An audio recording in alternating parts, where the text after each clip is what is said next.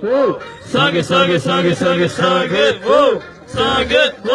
sangue, sangue, sangue, sangue, sangue, sangue. É batalha de sangue que eu chego com esse derrota. Eu começo, mas a ordem no mundo, o fator da sua derrota. Aê, bagulho aqui, eu vou rimando. E aqui com o moleque aqui eu chego somando. Aí, BC, isso faz parte da vida. Essa é minha correria, fechado com a família. Esse dinheiro não compra jamais, é só paz. Aí, nós segue junto, vai querendo muito mais. É, só que Ramon é o caminho, corre, você só faz o corre, só que do batalha você corre.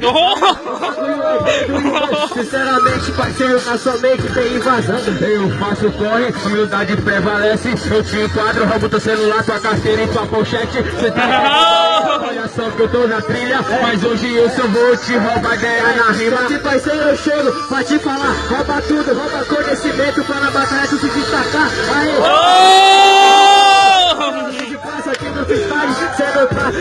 Eu não vou roubar nada de você porque isso não carece. Tua humildade é plena, a tua rima não prevalece. Cê tá entendendo? Isso é mais que sabedoria. Tu só pensa em vencer, eu penso em construir minha vida. Que vai ser eu chego desenvolvendo, a rima não prevalece, só que nesse duelo eu tô prevalecendo. E cê não tá, aqui vai ser o mandar. Sinceramente, irmão, pra hoje cê não vai. Tá prevalecendo mesmo, o bagulho é na moral. Depois tu me responde quando chegar aqui no final. Cê tá entendendo se tu vai prevalecer de verdade ou se você vai embora e só vai voltar mais tarde.